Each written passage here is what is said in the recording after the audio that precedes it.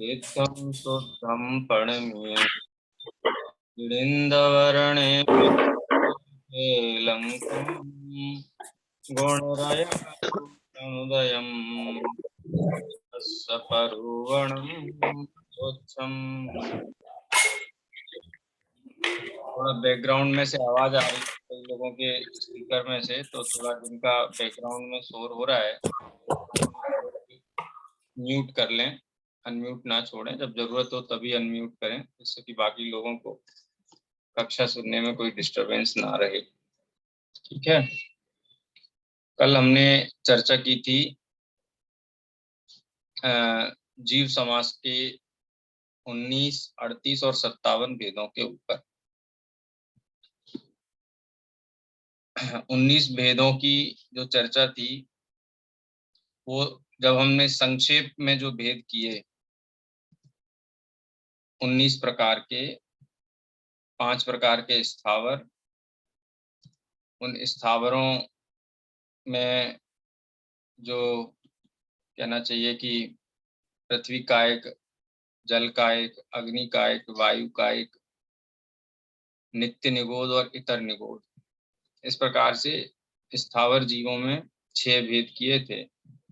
और उन 6 भेदों में पुनः बादर और सूक्ष्म का भेद करके 12 भेद प्राप्त हुए थे। चूंकि नित्य निगोद और इतर निगोद ये साधारण वनस्पति के भेद हैं, इसलिए वनस्पति का एक भेद और किया था जिसका नाम था प्रत्येक वनस्पति। और प्रत्येक वनस्पति चूंकि सभी बादर ही हैं, सूक्ष्म नहीं है, एक शरीर का स्वामी एक वनस्पति है, तो उसमें भी 2 प्रकार के भेद किए थे, एक प्रतिष्ठित प्रत्येक वनस्पति और एक अप्रतिष्ठित प्रत्येक वनस्पति। इसमें भेद क्या होता है? प्रतिष्ठित वनस्पति और अप्रतिष्ठित वनस्पति, इन दोनों में अंतर क्या है? किसी को ख्याल में है तो बोलिए, तो अपन चर्चा तो करने वाले हैं ही।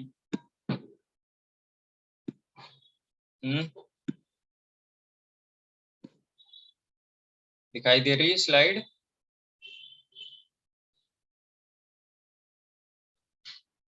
जी सर, दिख रही है। सर दे रही है।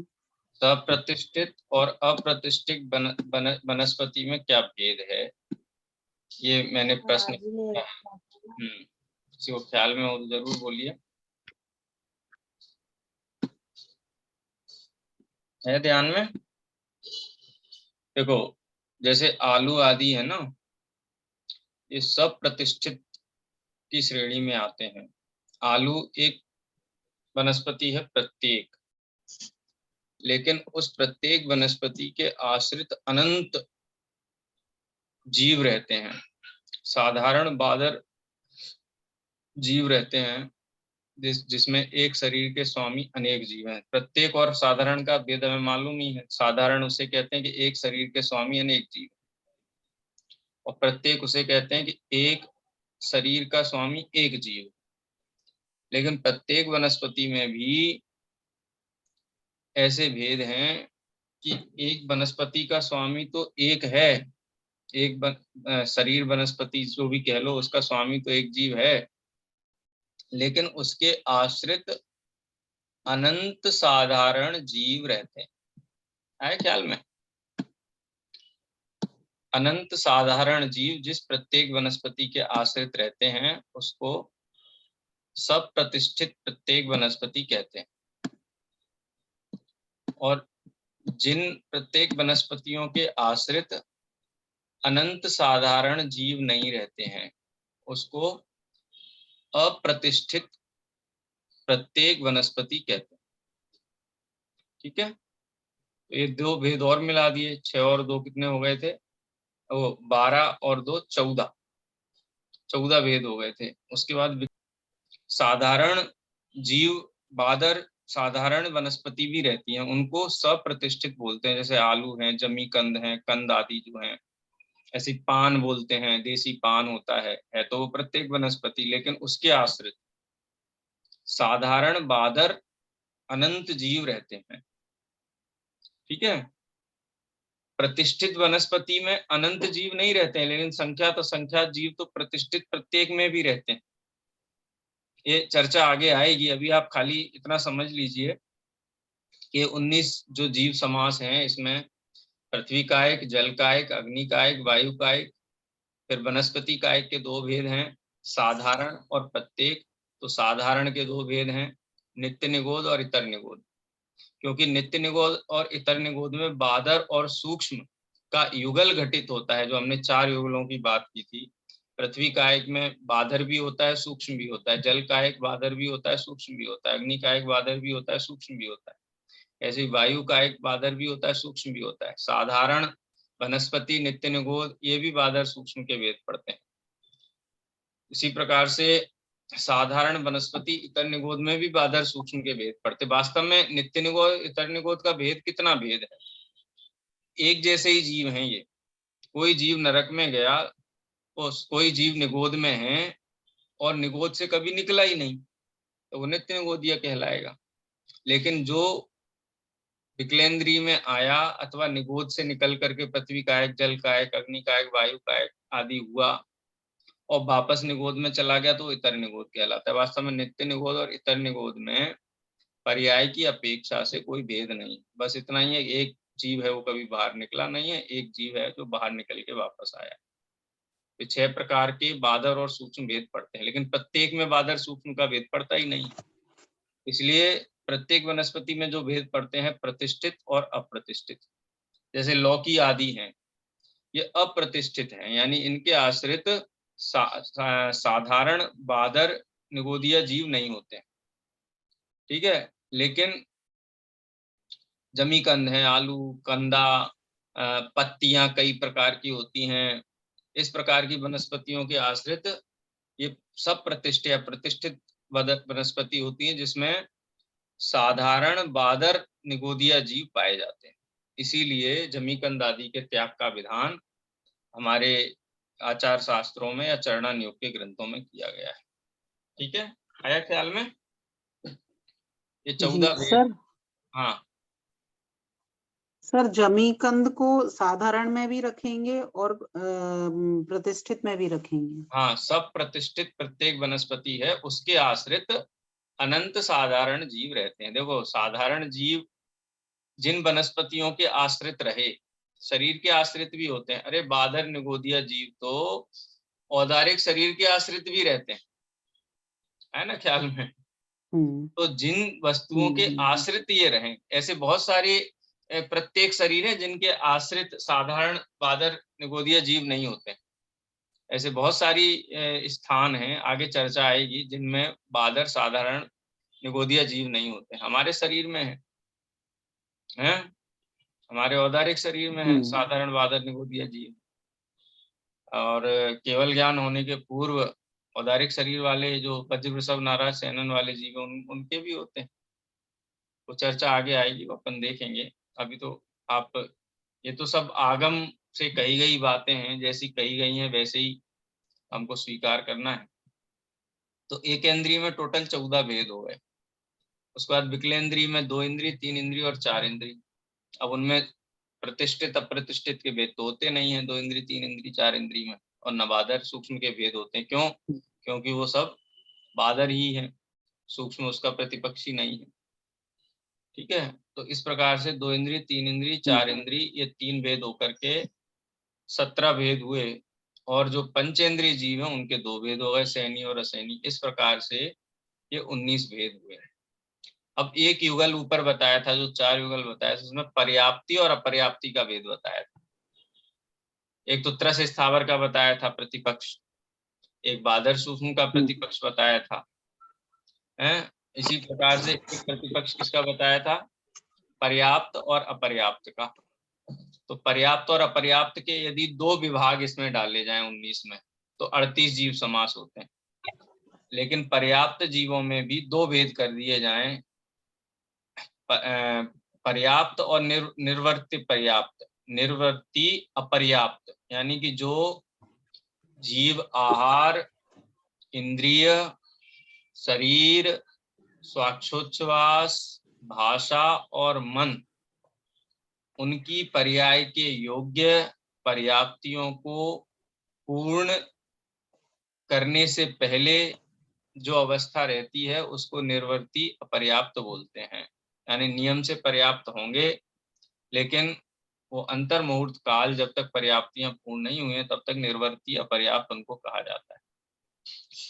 और लब्धि अपर्याप्त के जो जीव नियम से पर्याप्तियां पूर्ण करने के पहले ही मर जाएंगे, जैसे हमारे शरीर के आश्रित अनेक मनुष्य सम्मूर्छन जीव होते हैं, असंगी, वो सब लब्धि अपर्याप्तक होते हैं, निरंतर उनका मरण होता रहता है।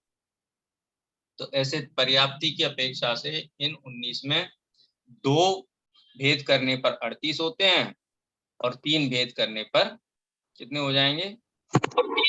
57 भेद हो जाएंगे। यहाँ तक क्लियर हुआ विषय? 56।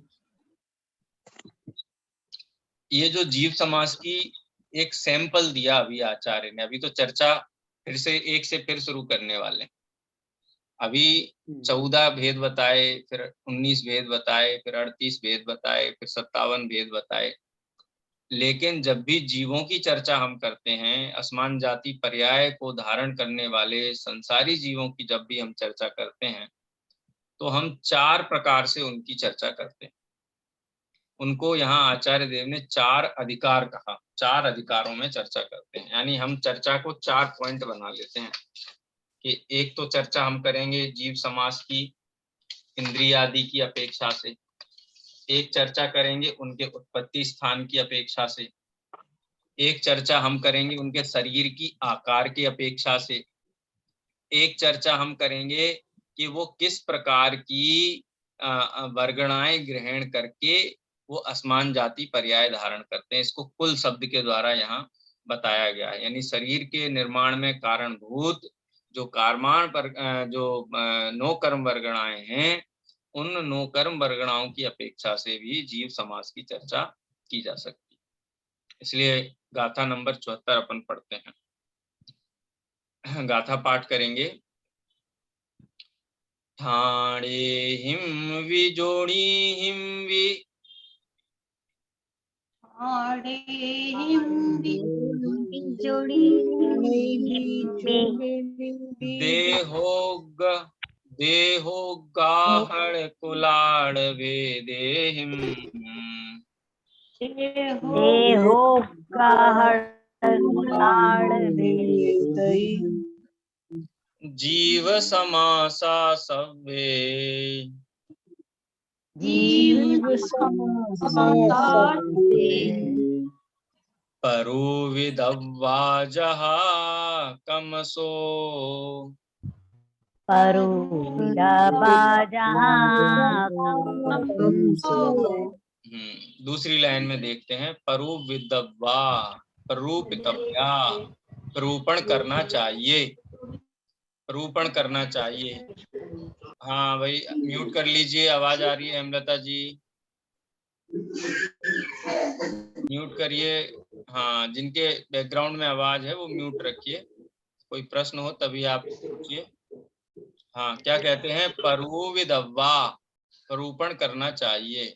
जहा कमसो, यथा क्रमशः, क्रम के अनुसार चर्चा करनी चाहिए। किसकी चर्चा करनी चाहिए? सव्वे जीव समासा, सभी जीव समास की चर्चा यथा क्रम करनी चाहिए। तो हमारे मन में प्रश्न उठा कि क्रम क्या है चर्चा करने का? यथा क्रम चर्चा करनी है ना, तो क्रम क्या है? तो आचार्य देव बताते हैं कि किस क्रम से हम जीव समासों की चर्चा करते हैं। जीव समासों की चर्चा तो प्रारंभ कर दी है, लेकिन उनको स्मरण यहाँ पे आचार्य देव ने कहा कि हम जब जीव समास की चर्चा करते हैं तो हम 4 अपेक्षाओं से या 4 अधिकारों में करते हैं। वो 4 अधिकार कौन कौन से हैं? ठाणे हिम, स्थान, ठाणे हिम माने स्थान ही, स्थान की अपेक्षा से जीव समास की चर्चा करनी चाहिए। ये स्थान शब्द का मतलब क्या है? स्थान माने पहला भेद करो तो कितने होंगे, 2 भेद करो तो कितने होंगे, 3 भेद करो तो कितने होंगे, 4 भेद करो तो किस प्रकार से होंगे, 5 भेद करो तो किस प्रकार से होंगे। यानी इंद्रियों के आधार पर जो जाति भेद पड़ते हैं उनको स्थान अधिकार के अंतर्गत लिया गया है। आया ख्याल में? स्थान अधिकार में किसकी अपेक्षा से चर्चा करेंगे? इंद्रिय आदि की अपेक्षा से, या फिर मैं इसको कहूंगी ऊपर हमने जो 4 युगल पढ़े थे ना, उन 4 युगलों की अपेक्षा से जब जीव समास के विधान विस्तार किए जाते हैं तो उस विधान विस्तार को स्थान अधिकार के अंतर्गत समाहित किया गया है। यानी त्रस स्थावर की अपेक्षा से, वादर सूक्ष्म की अपेक्षा से, पर्याप्त पर्याप्त की अपेक्षा से, प्रत्येक साधारण की अपेक्षा से, जब हम जीव की नाम कर्म के उदय से होने वाली अवस्था विशेष का जब चर्चा करते हैं तो उसको स्थान अधिकार के अंतर्गत माना जाता है। ठीक है। ठाणे हिम, दूसरा शब्द क्या है? जोड़ी हिम भी। जोड़ी हिम भी माने योनि भी अपि, योनि की अपेक्षा से। योनि किसे कहते हैं? जीव के उत्पत्ति स्थान को योनि कहते हैं। जैसे देव और नारकी जीव हैं तो वो उपपाद योनि वाले हैं, मनुष्य त्रियंच हैं, मिश्र योनि वाले हैं, सम्मूर्छन आदि जो जीव हैं वो सचित्त, अचित्त और मिश्र तीनों योनि के उत्पत्ति स्थान वाले हैं। तो उत्पत्ति स्थान की अपेक्षा से भी जीव समास अधिकार में जो चर्चा की जाती है वो एक अधिकार के रूप में उसको विभाजित किया गया। इसके बाद देहोगाहण, देहोवगाहन, देह की अवगाहना।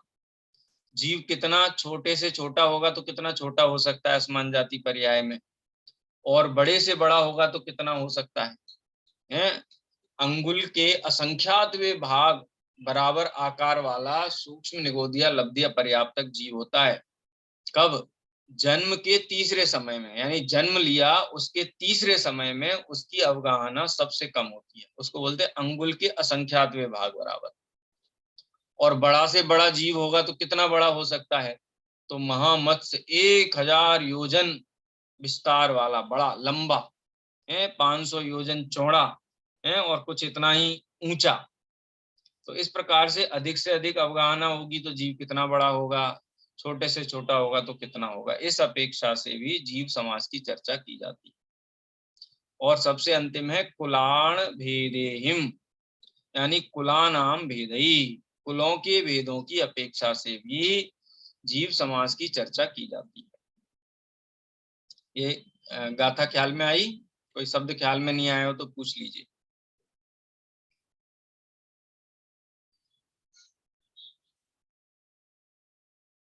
ठीक है। स्थान का मतलब है इंद्रिय आदि की अपेक्षा से जो चर्चा की जाती है जीव के भेद प्रभेदों की, उनको स्थान अधिकार के अंतर्गत लिया गया। उत्पत्ति स्थान की अपेक्षा से जो चर्चा की जाती है उसको योनि अधिकार के अंतर्गत लिया। शरीर के छोटे बड़े आकार अवगाहन की अपेक्षा से जब चर्चा की जाती है तो वो देह अवगाहन अधिकार के अंतर्गत चर्चा हुई। और जो उद्गल द्रव्य नो कर्म वर्गणा रूप होकर के असमान जाति पर्याय निर्मित करता है या देह का निर्माण करता है, उसकी अपेक्षा से कुल, ये कुल अधिकार के अंतर्गत आएगा। तो ये क्रम से संपूर्ण जीव समासों की चर्चा इन 4 अधिकारों में करनी चाहिए।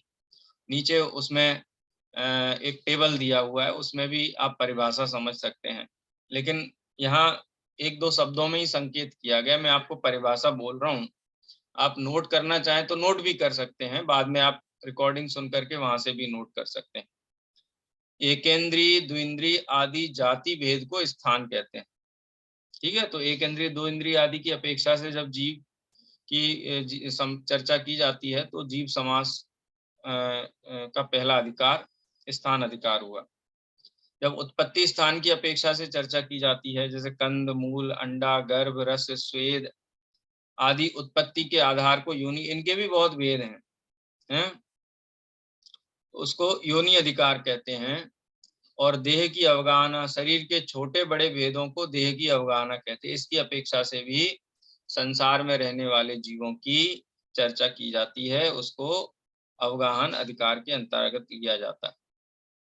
और अलग अलग शरीर की उत्पत्ति के कारणभूत जो 9 कर्म वर्गणाएं हैं उनके भेदों को कुल कहते हैं। जैसे सम्मूर्छन जीव होता है, जैसे अपन कहते हैं द्विदल में जीव उत्पन्न हो गया। बेसन माने द्विदल, गोरस और लार, ये क्या है, ये कुल हो गए उसके लिए, माने इनके कारण वो जीव उत्पन्न हो गया, तो इनको कुल कहा जाता है। जो नो कर्म वर्गणाएं है ना, जो शरीर की उत्पत्ति में कारणभूत हैं, उनको कुल कहा जाता है। जैसे हम सुनते हैं इसके जीव समास को स्थान की अपेक्षा से तो हम सुनते हैं 14 आदि से लेकर असंख्यात वेद जो किए हैं शास्त्रों में। योनि को भी हम सुनते हैं, 84 लाख योनियां होती हैं। वो 84 लाख योनियां कौन सी होती है, उसकी चर्चा हम यहाँ पढ़ने वाले हैं। देह की अवगाहना में भी मध्यम जघन्य अवगाहना से लेकर के उत्कृष्ट अवगाहना के बीच में असंख्यात भेद होते हैं। ऐसे ही शरीर के कारणभूत जो 9 कर्म वर्गणाएं हैं, उनके भी भेद इसी प्रकार से शास्त्रों में किए गए हैं। ये 74वीं गाथा के अंतर्गत 4 अधिकारों का संकेत किया गया है। अब आगे बढ़ते हैं। सबसे पहले क्या कहते हैं, यथा कमसो, यथाक्रम इनकी चर्चा करनी चाहिए। तो सबसे पहला क्रम किसका आया, स्थान अधिकार का। तो ये 3 गाथाओं में, हाँ कल्पना जी म्यूट करिए। हाँ, ये जो गाथाएं अब आगे आने वाली हैं, ये स्थान अधिकार इन गाथाओं में प्रारंभ होता है। ठीक है, ये स्थान अधिकार 80वीं नंबर की गाथा तक, यानी 75, 76, 77, 78, 79, 80, यानी 6 गाथाओं में आचार्य नेमिचंद सिद्धांत देव इसकी चर्चा कर रहे हैं, स्थान अधिकार की चर्चा कर रहे हैं। गिनती कैसे कराएंगे, 1 से गिनती शुरू करेंगे और 1 से गिनती गिनते गिनते गिनते गिनते जो असंख्यात वेद तक हो जाते हैं, उन असंख्यात वेदों तक का संकेत इस चर्चा के माध्यम से यहाँ पर करेंगे। लेकिन अगर हम संख्यात वेदों को ही देखें तो 1 से शुरू करेंगे और 98 जीव समास है, वहां तक की चर्चा इन 6 गाथाओं में आएगी। गाथा अपन पढ़ते हैं, फिर इसका अर्थ देखते हैं। सामण्य जीव तस था, सामान्य जीव तस परेसु इगिविल गल सयल चरिम दुगे, परेषु इगिविगल सयल इंद्रिय काये चरिमस्य,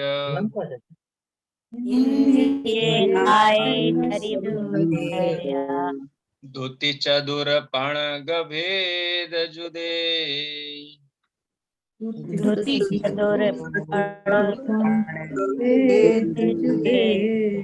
पण जुगले तस सहिए,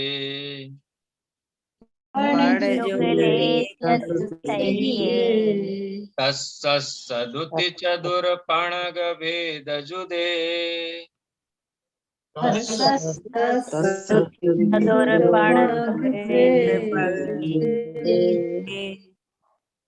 छदुगपत्ते ये अम्मिया,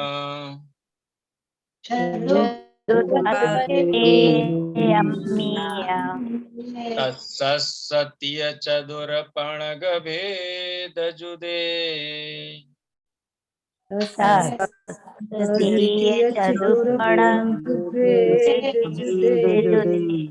सग जुगलम मितस्य,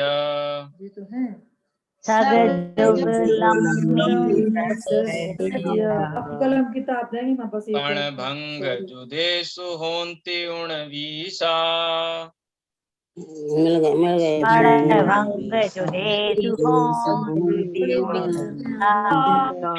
एया दुणवी सोत्य,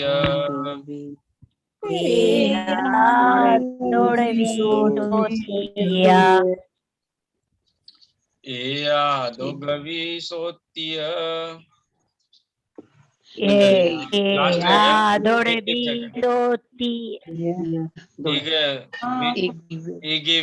गुणे दिहवे ठाणा,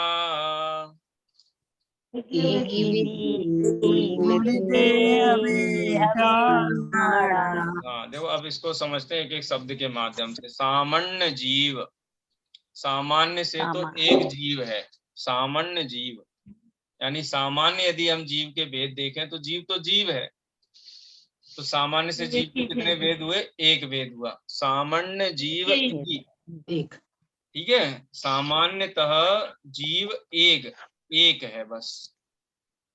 फिर तस थावरेषु, यदि उसके त्रस और स्थावर भेद किए जाएं तो कितने हो जाएंगे? 2 भेद हो जाएंगे। दो। ठीक है, उसके बाद त्रस के 2 भेद कर दें, विलग सयल चरिम दुगे। मतलब क्या हुआ इसका कि विकल और सकल, अगर हम त्रस स्थावर में त्रस के सकल इंद्रिय और विकल इंद्रिय भेद कर दें तो कितने भेद हो जाएंगे? 3 भेद हो जाएंगे। ठीक है, इंद्रिय काये चरिमस्सय, यानी जो पंचेंद्रिय जीव हैं, उन पंचेंद्रिय जीव के 2 भेद करने पर, पंचेंद्रिय जीव के 2 भेद करेंगे तो संगी और असंगी, यानी सकलेंद्रिय के आप पुनः 2 भेद कर दीजिए। इंद्रिय काये चरिमस्य, चरिम माने चरम इंद्रिय, चरम इंद्रिय का मतलब क्या हुआ? चरम का मतलब क्या होता है? पूर्ण, अधिक से अधिक, है ना। चरम शब्द होता है ना सबसे शीर्ष, ऊंचा, ज्यादा से ज्यादा इंद्रिय कितनी होंगी? तो चरिम इंद्रिय यानी पंचेंद्रिय। तो पंचेंद्रिय के 2 भेद और उसमें जोड़ दो, सकलेंद्रिय के 2 भेद और कर दिए तो कितने हो गए भेद? 4 भेद।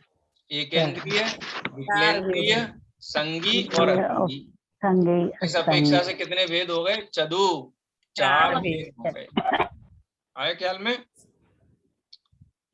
इंद्रिय कायो चर्मस्य च द्वि त्रि चतु पंच भेद युते। 5 भेद किस अपेक्षा से हो जाएंगे? 5 इंद्रियों की अपेक्षा से। यदि हम 1 इंद्रिय, 2 इंद्रिय, 3 इंद्रिय, 4 इंद्रिय और 5 इंद्रिय इस अपेक्षा से भेद करें तो जीव के कितने भेद हो जाएंगे? 5 भेद हो जाएंगे। देखो, ये आचार्यों की निरूपण पद्धति है। 1 से शुरू किया, सामान्यतः 1 भेद है, और हम आगे जाएं तो 2 भेद भी हो सकते हैं, और आगे जाएं तो 3 भेद भी हो सकते हैं, और आगे जाएं तो 4 भेद भी हो सकते हैं, और हम भेद करें तो 5 भेद भी हो सकते हैं। तो 5 भेद हो गए, 1 इंद्रिय, 2 इंद्रिय, 3 इंद्रिय, 4 इंद्रिय और 5 इंद्रिय की अपेक्षा से। ठीक है, ये पहली गाथा अपनी जो 75 नंबर की गाथा है, ये 75 नंबर की गाथा तक का विषय हुआ।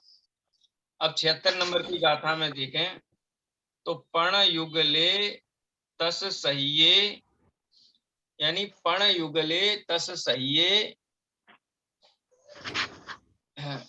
पण जुगले तस सहिये, यानी 5 स्थावर और 1 त्रस, ऐसा आप भेद कर दो। आप तो सटकाय, तो सटकाय की अपेक्षा से कितने भेद हो गए? 6 भेद हो गए। ठीक है, पण जुगले यानी 5 प्रकार का जो स्थावर जीव है, और प्लस उसमें 1 और मिला दो, इस अपेक्षा से 6 भेद यहाँ पर हो जाते हैं। अब और आगे बढ़ते हैं। अभी 5 स्थावर और 1 त्रस किया था ना, अब 1 त्रस के 2 भेद कर दो। कौन कौन से? विकलेंद्रिय और सकलेंद्रिय। ठीक है, विकलेंद्रिय और सकलेंद्रिय तस्सस्य द्युति, उसके फिर 2 भेद कर देने पर, किसके? त्रस के। 2 भेद किस प्रकार से होंगे त्रस के? सकलेंद्रिय और विकलेंद्रिय की अपेक्षा से। तो कितने भेद हो गए? 5 स्थावर, विकलेंद्रिय त्रस और सकलेंद्रिय त्रस। कितने हो गए? 7 भेद हो गए। चलिए, अब एक कदम और आगे बढ़ा दीजिए। अगला कदम क्या है कि जो सकलेंद्रिय हैं, सकलेंद्रिय जीवों के पुनः 2 भेद कर दीजिए। सकलेंद्रिय माने पंचेंद्रियों के, तो पंचेंद्रियों के 2 भेद कौन से कहलाएंगे? संगी और असंगी। तो कितने भेद हो गए? 5 स्थावर, विकलेंद्रिय 6, संगी पंचेंद्रिय और असंगी पंचेंद्रिय मिलाकर के 8 भेद हो गए। ठीक है, 2 इंद्रिय, 3 इंद्रिय, 4 इंद्रिय जीवों को विकल इंद्रिय कहते हैं। ना वो जघन इंद्रिय वाले हैं और ना पूर्ण इंद्रिय वाले हैं, वो मध्यम इंद्रिय वालों को विकलेंद्रिय कहते हैं। इस अपेक्षा से 8 भेद हो गए। ठीक है, अब इसमें जो विकलेंद्रिय के भेद किए थे उन विकलेंद्रियों के भेद में 5 स्थावर, 2 इंद्रिय, 3 इंद्रिय, 4 इंद्रिय और पंचेंद्रिय, इस प्रकार से 4 भेद और मिला दो तो कितने भेद हो गए? 9 भेद।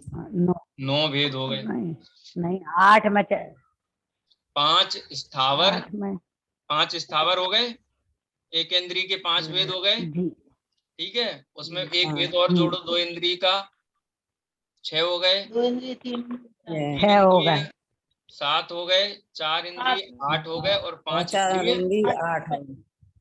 5 9 इंद्रियों हो को गए। मिला करके कितने भेद हो गए? 9 भेद हो गए, ठीक है। अब सकल इंद्रिय के फिर से 2 भेद कर दो, संगी असंगी, तो कितने भेद हो गए? 11 पृथ्वी का 10 एक, जल का 10 एक, भेद। अग्नि का एक, वायु का एक, वनस्पति का एक, हो गए 5। 2 इंद्रिय 6, 3 इंद्रिय 7, 4 इंद्रिय 8, संगी पंचेंद्रिय 9 और असंगी पंचेंद्रिय 10 भेद हो गए ना। तो 75 से लेकर के 77 गाथाओं में एक भेद से शुरू करके जीवों के 10 भेदों तक की गणना की गई है, ठीक है। अब आप कहोगे कि ये इससे फायदा क्या है, हैं? हैं लता जी, ऐसी गणना से फायदा क्या है? तो फायदा तो यही है कि इन गतियों में हम किस प्रकार से घूमे हैं, क्या इनमें और घूमना है, हैं? और जो जीव, हाँ, और जो जीव पाए जाते हैं इन गतियों में या इन अवस्थाओं में, उन जीवों का घात हमारे निमित्त से ना हो, ये हमको सावधानी है। इस अपेक्षा से भेद प्रभेद गिनाए गए हैं और ये 1 की संख्या से शुरू करके 10 की संख्या तक लेकर के गए हैं, जिससे कि हमको ये स्मरण में रहे।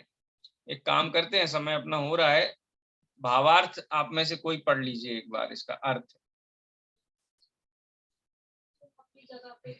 कौन पढ़ेगा?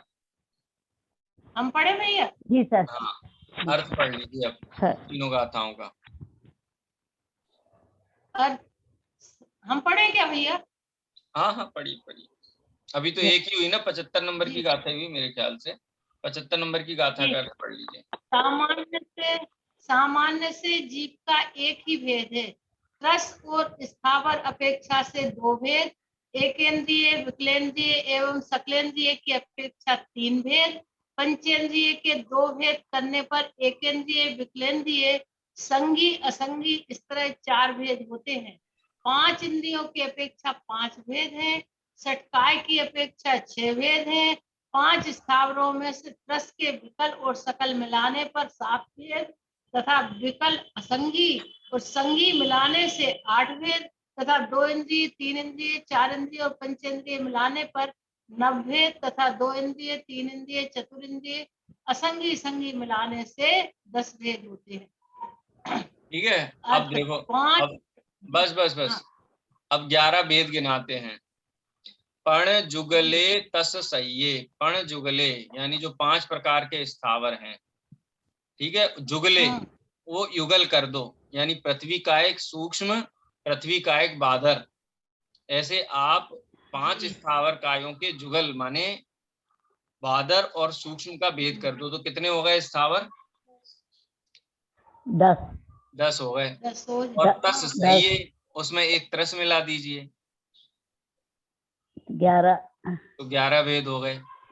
फिर त्रस के आप सकलेंद्रीय और विकलेंद्रीय भेद कर दीजिए,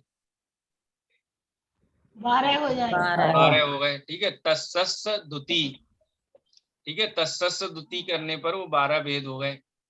अब जो सकलेंद्रीय है उसके फिर 2 भेद कर दीजिए, संगी असंगी। संगी असंगी, तो कितने हो गए?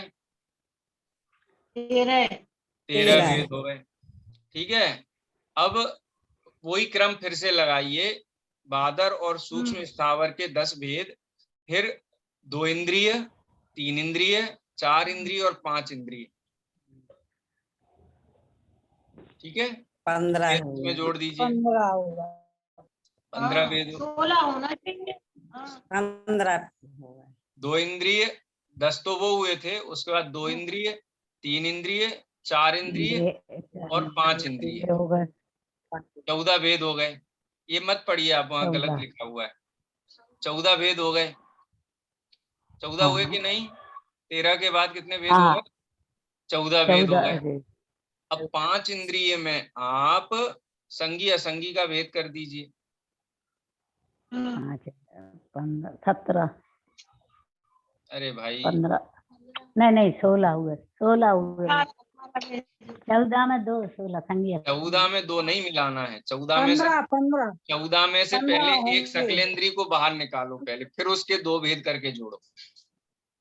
15 होंगे 15। 10 स्थावर हुए ना, उसके बाद 2 इंद्रिय 11, 3 इंद्रिय 12, 4 इंद्रिय 15, संगी पंचेंद्रिय और असंगी पंचेंद्रिय 14 और 15। इस प्रकार से 15 भेद हुए। इसमें 14 जो भेद है ना वो इसमें अर्थ में नहीं लिखे हैं, वो आप जोड़ लेना आपके हिसाब से, ठीक है। अब 16 भेद देखते हैं। 16 भेद किस प्रकार से? पृथ्वी कायिक, जल कायिक, अग्नि कायिक, वायु कायिक। अब यहाँ पर वनस्पति कायिक के 2 भेद कर दिए, नित्य निगोद और इतर निगोद, तो 6 हो गए। 6 के बादर और सूक्ष्म भेद कर दिए तो कितने हो गए? 12 भेद हो गए। 12 भेद हो गए। फिर प्रत्येक वनस्पति के 2 भेद कर दिए। प्रतिष्ठित नहीं, प्रत्येक का एक ही भेद किया पहले, समय अभी अपना हो रहा है। और फिर वो विकलेंद्री वाले भेद मिला करके संगी असंगी और मिला दो तो 16 भेद होते हैं, ठीक है। तो इस प्रकार से 16, 17, 18 इत्यादि भेद होते हैं। आज समय हो गया है, ये गणना अपन कल करेंगे फिर से और इस विषय में आगे बढ़ेंगे। अभी दिनवाणी स्तुति करेंगे। जिन्होंने बताई यह अनंत उपकार है, इसके लिए जिन वाणी वंदना सतवार।